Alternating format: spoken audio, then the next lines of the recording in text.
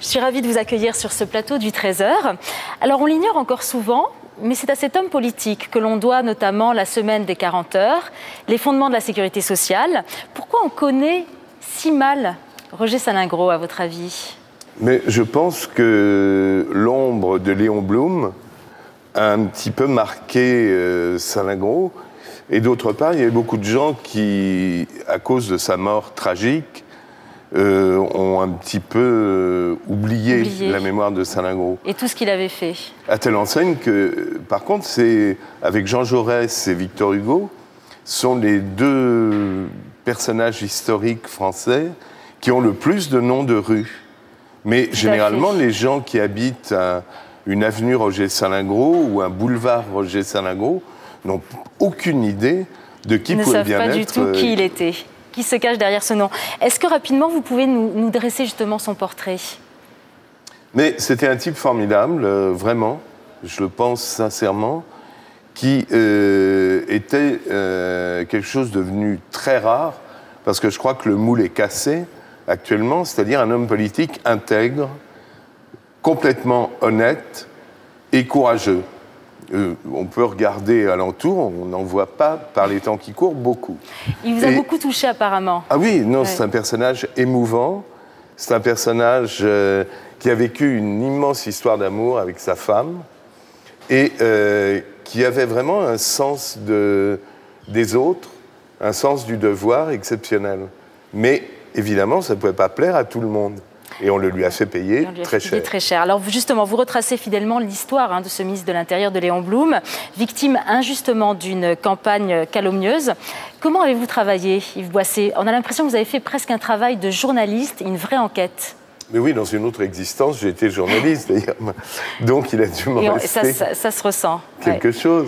Et non, on a dépouillé la presse de l'époque, qui est une presse passionnante, et d'une violence qu'on a peine à imaginer aujourd'hui. Je pense que les articles qui paraissent, ou les déclarations des gens, même à la Chambre des députés, aujourd'hui, pour le quart du dixième de la moitié, ils se retrouveraient tous avec des inculpations et ils passeraient tous au tribunal. Tellement la vie politique à cette époque était violente, et Salengro était un type sensible, fragile, derrière une apparence rugueuse. Enfin, Bernard-Pierre Donadieu, quoi. Voilà, alors on va tout de suite bientôt regarder un extrait. Il y a beaucoup de scènes très fortes, dont celle du début. On ne va pas tout raconter, mais on est en 1936. Bernard-Pierre Donadieu, justement, qui interprète Roger Salengro, va parler aux mineurs en grève pour leur demander de reprendre le travail. On regarde tout de suite cette scène très forte. Monsieur le préfet, faites mettre les armes aux pieds immédiatement. Bien, monsieur le ministre. Coton, l'arme au pied. Coton, l'arme au pied. Les consignes du gouvernement sont pourtant claires. N'utilisez la force qu'en dernier recours. Mais ils jettent des pierres. Il y a légitime défense. Des pierres contre des fusils. Je vais leur parler, je suis sûr qu'ils m'écouteront. Vous n'avez rien à faire ici. Mon devoir. Allez le faire plus loin. Ici, c'est moi qui donne les ordres.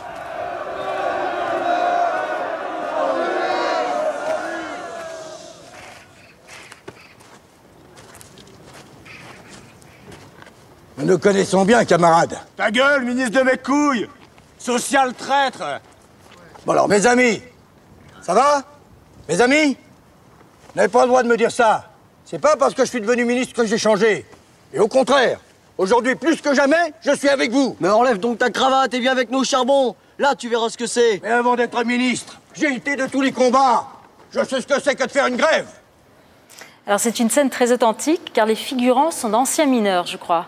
Oui, absolument. On a tourné sur le site du carreau de mine de Wallers, dans le Nord, et c'est un des derniers qui est fermé en France. Et la plupart des figurants, même s'ils ne sont pas très âgés, sont d'anciens mineurs. Et puisque ça a fermé en 98, 99. Il n'y a pas si longtemps. Il n'y a pas très longtemps. Il n'y a pas très longtemps. Et ils ont vécu vraiment la scène, c'était tout à fait étonnant, comme un truc qui leur arriverait à eux. Ouais. Et ce que leur disait Bernard Pierre les touchait tellement qu'ils répondaient comme s'il avait été ministre. En fait, vraiment. Ouais. Et il l'engueulait comme s'il avait été vraiment un ministre.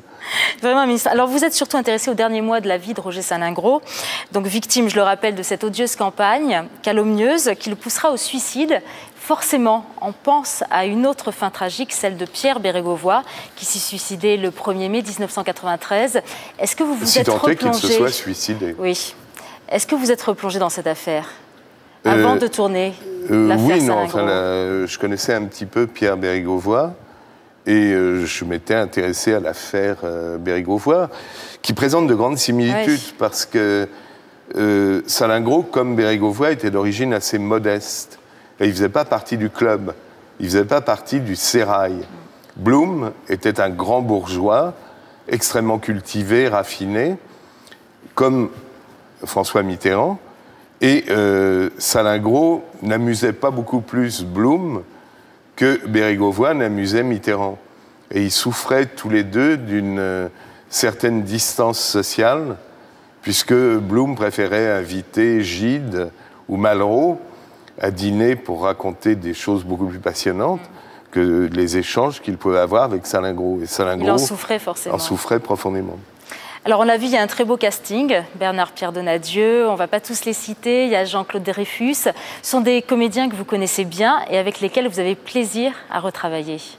Oui, mais c'est toujours très agréable quand on retrouve des gens qui sont pratiquement des amis.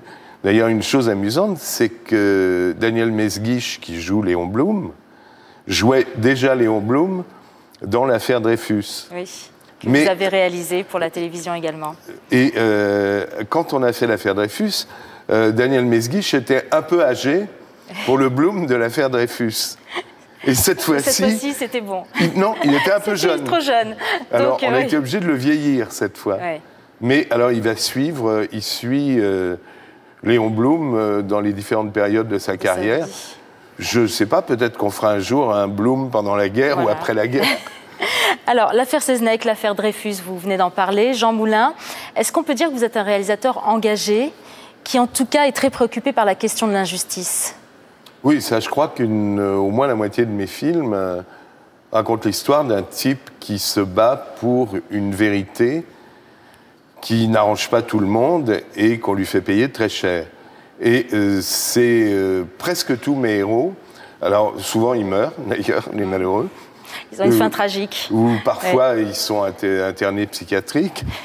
Ce qui n'est pas mieux. Ce qui n'est pas beaucoup mieux. Et c'est vrai que c'est difficile de se battre pour la vérité, comme l'a fait Salingro. C'est un vrai combat, en tout cas, que vous menez de réhabilitation. Est-ce que vous savez déjà quel sera votre prochain combat de réhabilitation, si je puis dire? Mais je termine en ce moment le montage d'un film qui sera extrêmement sulfureux, puisque c'est les derniers mois de la vie de Pierre Laval, qui, vous savez, a été l'homme le plus détesté de France et qui est resté, peut-être un peu abusivement, le symbole de la collaboration avec les Allemands. Pour la télévision également? Oui. Très bien. Merci beaucoup Yves Boisset. Donc surtout, je rappelle, ne manquez pas ce très beau téléfilm, l'affaire Salingro. Ce sera ce soir à 20h35 sur France 2. Merci d'avoir été avec nous. C'est la fin de cette édition. Dans quelques minutes, vous pourrez retrouver les questions supplémentaires que vous avez posées à notre invité sur notre site internet france2.fr. Vous pourrez aussi poser d'autres questions à notre invité de demain. Ce sera Sarah Biasini, qui est à l'affiche de l'Antichambre au Théâtre de l'Œuvre. Très bonne journée à tous. Et dans quelques instants, la météo de Laurent Romeshko. À demain.